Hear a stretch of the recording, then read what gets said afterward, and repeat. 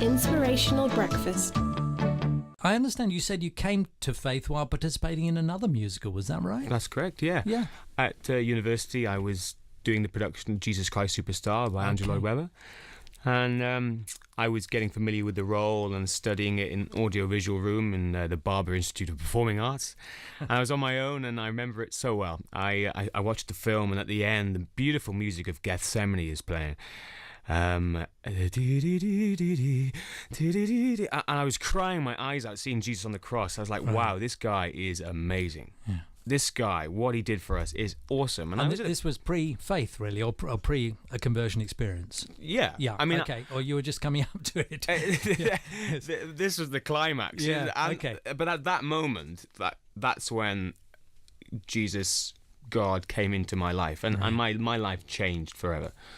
I mean, did it change immediately? Did you say to your friends around you, your fellow students, I've met with God? Or, I mean, how did you, something you wanted to keep quiet about for a bit? No, not at all. I guess I was going to church. The best thing it was that I lived in Selly Oak. Everybody who knows Birmingham University will know Selly Oak, or Smelly Smoke, as it's known. And my neighbour was a guy called Phil, a doctor who was a Christian. He kept on saying to me on Sundays, fancy coming to church, mate, fancy coming to church. Well, I thought, I wanted to go because I liked him. He was a good friend. So I went along to try to test the water, see what it was like, and I liked it. Right. And so I built some friends, a community of friends at that church. And so when I became a Christian, it's like, this all makes sense. And so I could share that with them. And you get that honeymoon period. Right. Do you remember that when you become a Christian? I do, yeah. About 2 weeks, it's like, you're on cloud nine. It's awesome. Right. And I've never been ashamed of admitting my faith. Right. And so, yeah, I never kept it quiet. Right. Fantastic. And might we ever see a gospel, a Christian album from you, or is that not on the horizon? I very much hope so. I've always said I'd love to record Christian songs, new and old. Right. There's songs like I worship you, Lord, I worship you, I give my life to you. Yeah. There isn't a reference of that on YouTube, or I don't think. I think there's a panpipe version on iTunes, but there's not a vocal. I want to record that song. Right. And other songs like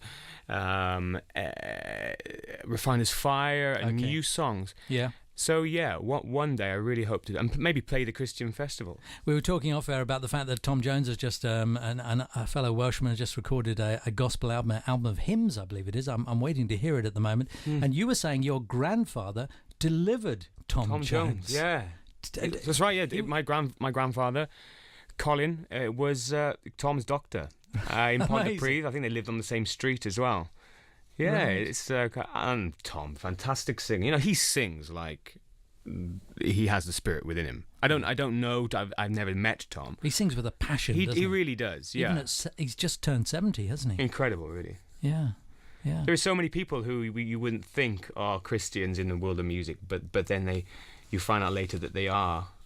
And going back to the Welsh connection, what is it with the Welsh? Is this a part of the Welsh revival, do you think, that so many people are turn their musical talents as Christians to singing to the Lord, you know, from Wales? I mean, we know so many of them. Well, I suppose there are those that don't as well. The Charlotte churches of this world, for example. Well, yeah, but definitely. And for me, we spoke earlier about going to Sunday school and stuff.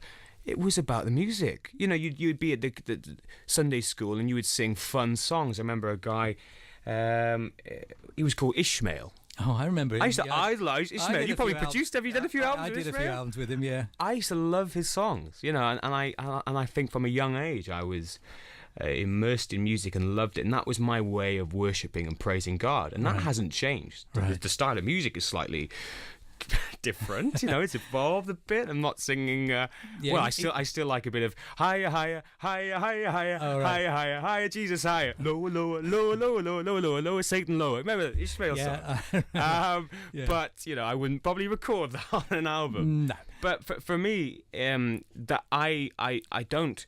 I mean, we're all open to the gifts. We are, if we ask for them. But I haven't really gone into tongues or you know, I don't think I've ever healed anybody. Not directly. I mean, obviously it's not me who heals. It would be God through me. But but I can worship through song. He's given me a gift. Yeah. And when I go on stage, when I'm singing secular songs, nothing to do with Christianity, I still feel... That's the centre of the universe for you. You feel this is what I was born for. Yeah. Yeah. Fantastic. That's such a blessing.